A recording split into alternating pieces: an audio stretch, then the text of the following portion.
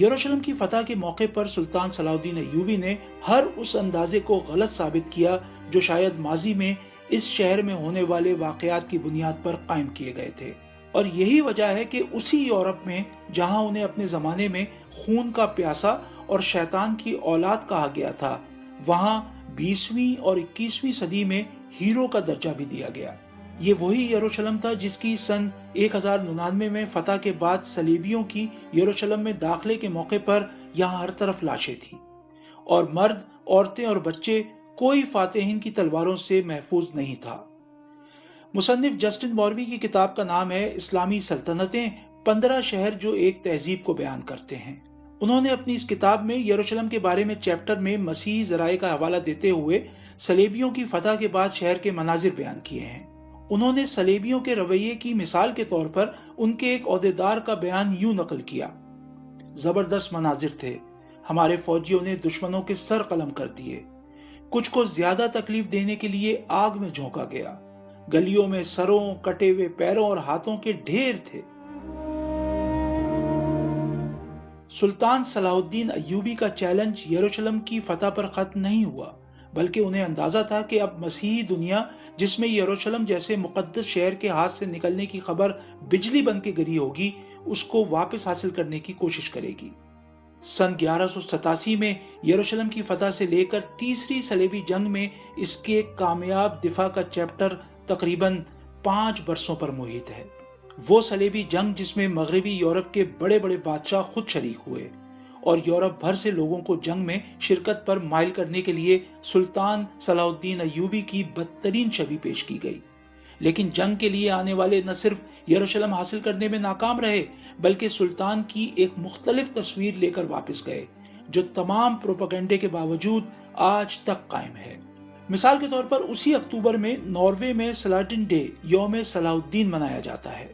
Be B C Urdu service نے Norway کے ایک ادارے ہاؤس آف لٹریچر سے رابطہ کیا جو سن 2009 سے بین الاقوامی سلاٹن ڈے منا رہا ہے۔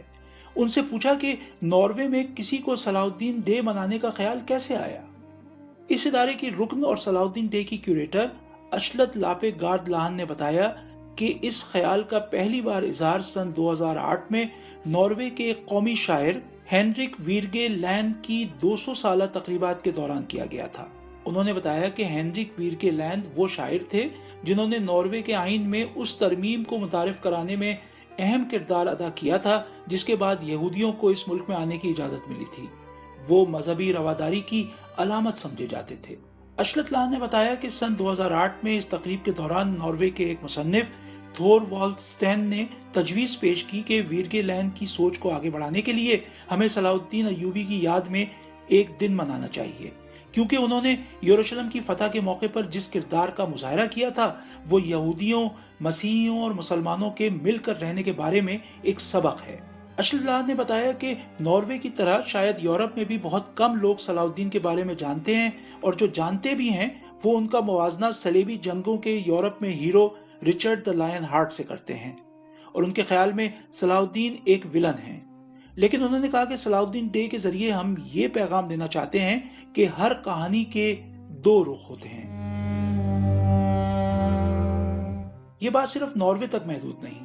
برطانیہ کی شاہی بحریہ نے پہلی جنگ عظیم کے دوران ایک جنگی جہاز کو HMS سلاڈن کا نام دیا، اور پھر سن 1959 اور 1994 کے درمیان برطانوی فوج نے سلاڈن کے نام سے ایک بختر بند گاڑی بھی بنائی۔ یہ وہی برطانیہ ہے جہاں سے بادشاہ رچرڈ دا لائن ہارٹ نے تیسری صلیبی جنگ میں مسیحی فوج کی قیادت کی تھی۔ جوناتhan فلپس لکھتے ہیں، میں کہوں گا کہ تاریخ میں کوئی اور ایسی مثال تلاش کرنا تقریباً ناممکن ہے جس میں ایک شخص نے کسی قوم اور مذہب کے ماننے والوں کو اتنی چوٹ پہنچائی ہو اور پھر بھی وہ ان میں مثبت طریقے سے مقبول ہو گیا ہو۔ فلپس لکھتے ہیں کہ سلطان صلاح الدین ایوبی کی سلطنت کے شمالی افریقہ سے شروع ہو کر مقدس مقامات اور شام کو اپنے اندر سموتے ہوئے آج کے عراق میں دریائے دجلہ تک اپنی سرحدیں پھیلانے کے عمل میں حیران کن حد تک مختلف مذہبی، نسلی اور سیاسی پس منظر کے لوگ شامل تھے۔ ان کی کہانی خونی جنگوں سے بھری ہے، لیکن یہ جنگیں ہمیشہ ایک مذہب کی دوسرے مذہب سے لڑائی نہیں تھی۔ اس کہانی میں مسیحی مسیحیوں سے اور مسلمان مسلمانوں سے لڑتے ہوئے ملیں گے۔ اس میں مسلمان اور مسیحی مل کر دوسرے مسلمانوں اور مسیحیوں سے لڑتے ہوئے ملیں گے۔ اس کہانی میں لوگوں نے پارٹیاں بھی بدلی اور لڑائی نئے روپ میں جاری رہی۔ اس وقت بھی آج کی طرح کسی بھی معاملے میں زمینی صورتحال اس تصویر سے بہت مختلف اور الجھی ہوئی تھی جو کہ دور سے نظر آتی ہے۔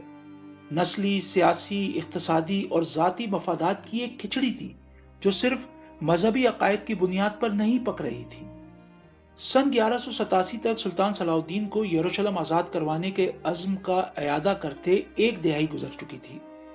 اب ان کے پاس شام اور مصر اور جزیرہ کے علاقے کے وسائل کے ساتھ ایک وسیع سفارتی نیٹ ورک بھی تھا کہ وہ پوری توجہ اس مشن پر لگا سکے۔ فلپس لکھتے ہیں کہ مسلمان حکمرانوں اور سرداروں سے نمٹنے میں صلاح الدین کا اتنا وقت لگ گیا کہ لوگ کہنے لگے کہ وہ اپنا اصل مقصد بھول کر مسلمانوں سے ہی لڑتے رہتے ہیں۔ برسوں کے پروپیگنڈے کے بعد اب سلطان کے لیے فیصلہ کن وار کرنا ضروری ہو گیا تھا۔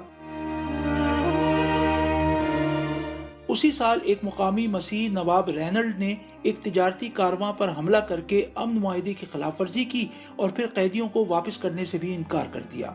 اب سلطان کے پاس حملہ کرنے کا جواز تھا اور انہوں نے اپنے اقتدار کی سب سے بڑی فوج جمع کی۔ ہر طرف ایوبی خاندان کے زرد پرچم لہرا رہے تھے۔ فلپس نے سلطان کے قریبی مورخ عماد الدین کے حوالے سے لکھا کہ ایسا لگتا تھا کہ جیسے زمین نے ایک نیا لباس پہن لیا ہو۔ صلاح الدین نے کہا کہ یہی وہ دن ہے جس کا وہ انتظار کر رہے تھے۔ فلپس نے مسلمان مورخ ابن الاسیر کا حوالہ دیا ہے کہ سلطان کے تبریہ پر حملے کا صرف ایک مقصد تھا کہ مسیحی فوج کو اپنی پوزیشن چھوڑنے پر مجبور کیا جائے، اور اس میں وہ کامیاب ہو گئے تھے۔ اس جنگ کو مارکہ حطین کے نام سے یاد کیا جاتا ہے۔ فلپس لکھتے ہیں کہ سلطان صلاح الدین کی مارکہ حطین میں کامیابی اور اس میں فرینکس کی فوج کی تباہی نے خطے میں طاقت کا توازن بدل دیا، لیکن یروشلم حاصل کرنے کے لیے ابھی مزید کام کرنے کی ضرورت تھی۔ اگلے 7 ہفتے انہوں نے سلطنت یروشلم میں کئی زبردست مہمات کی، جن میں سے کئی کی قیادت انہوں نے خود کی۔ اکا شہر 8 جولائی کو فتح ہوا اور کئی دہائیوں میں پہلی بار وہاں 10 جولائی سن 1187 کو جمعے کی نماز ادا کی گئی۔ اس کے بعد بیروت فتح ہونے میں بھی زیادہ دن نہیں لگے۔ اشکلون کو فتح کرنے میں 2 ہفتے لگے۔ یہاں بھی صلاح الدین نے شہر والوں کے ساتھ سختی نہیں کی۔ وہ قتل عام کا سلسلہ نہیں چاہتے تھے اور چاہتے تھے کہ کہیں پر ان کے خلاف زیادہ مزاحمت نہ ہو، اور ان شہروں کے قریب مسلمانوں کی بھی آبادیاں تھیں۔ صلاح الدین 20 ستمبر 1187 کو یروشلم پہنچے۔ شہروں پر تیروں کی بارش کر دی۔ ہر طرف نقاروں، ڈھول اور شدید نعروں کا شور گونج رہا تھا۔ شہر میں تیروں سے اتنا نقصان ہوا کہ اس وقت لاطینی مسیحی دنیا کے سب سے بڑے سینٹ جان ہسپتال کو بھی زخمیوں سے نمٹنے میں مشکلات پیش آنے لگی۔ سلطان نے کہا کہ مارکہ حطین میں کامیابی اور یروشلم کی دیواروں کے باہر ان کی موجودگی خدا کی نصرت کا ثبوت ہے۔ سلطان نے اپنی تقریر کا اختتام اس عزم پر کیا کہ وہ یروشلم سے اس وقت تک نہیں جائیں گے جب تک ڈوم آف دا راک پر ان کا قبضہ نہیں ہو جاتا۔ مارکہ حطین میں شکست کے بعد کسی بھی مسیحی امدادی فوج کی آمد کا امکان ختم ہو چکا تھا۔ یروشلم کے بادشاہ تو مارکہ حطین میں قیدی بن گئے تھے اور ان کی جگہ شہر کے منتظم بالیان کو اندازہ ہو گیا تھا کہ کھیل ختم ہو گیا ہے اور ہتھیار ڈالنے کے لیے مذاکرات شروع کرنے کا وقت آ گیا ہے۔ شہر پر قبضے کے لیے خونی ٹکراؤ سے بچنے کے فوائد مسلمان قیدیوں کی زندگی اور مقدس مقامات کی سلامتی کی صورت میں واضح تھے۔ اس کے علاوہ اس صورت میں مسیحی قیدیوں کے لیے ملنے والے ممکنہ تاوان کی شکل میں مالی فائدے کا بھی امکان تھا۔ ہتھیار ڈالنے کی تاریخ 2 اکتوبر سن 1187 طے کی گئی، جو جمعے کا دن تھا اور شب معراج بھی تھی۔ اس تاریخ کی وجہ سے یروشلم کی فتح کا منظر دیکھنے کے لیے صوفیوں، درویشوں اور علماء کو بھی وہاں پہنچنے کا وقت مل گیا۔ ذرائع کے مطابق یروشلم شہر میں بچوں اور عورتوں کے علاوہ 60,000 مرد تھے۔ شہر کے مسیحی حکمران بالیان نے مختلف طبقات کی مدد سے 18,000 غریب افراد کے لیے 30,000 دینار کا بندوبست کیا۔ اگلے کچھ ہفتوں تک شہر میں لوگ اپنا سامان بیچ کر اپنی آزادی کے لیے پیسوں کا بندوبست کرتے رہے۔ فلپس نے لکھا ہے کہ سب کے لیے 10 دینار قیمت طے کرنے پر صلاح الدین تنقید کا نشانہ بھی بنے، کیونکہ امیر لوگ بآسانی یہ پیسے دے کر اپنے قیمتی سامان کے ساتھ یروشلم سے جانے میں کامیاب ہو گئے۔ لوگوں نے ایسے ایک امیر مسیحی عہدیدار کا قیمتی سامان ضبط کرنے کا مطالبہ کیا، لیکن صلاح الدین نے جواب دیا کہ وہ ایسا نہیں کریں گے، بلکہ انہوں نے ان لوگوں کو ان کی منزل تک پہنچنے میں سیکیورٹی بھی فراہم کی۔ مسیح قبضے کے دوران تقریباً 9 دہائیوں میں تمام مقدس مقامات پر مسیحیت کی چھاپ لگ چکی تھی۔ سلطان نے ہر جگہ کو اسلامی تقاضوں کے مطابق بحال کرنے کا حکم دیا۔ مسلمانوں کی حکمرانی میں یروشلم میں 9 اکتوبر کو پہلی مرتبہ جمعے کی نماز ادا کی گئی۔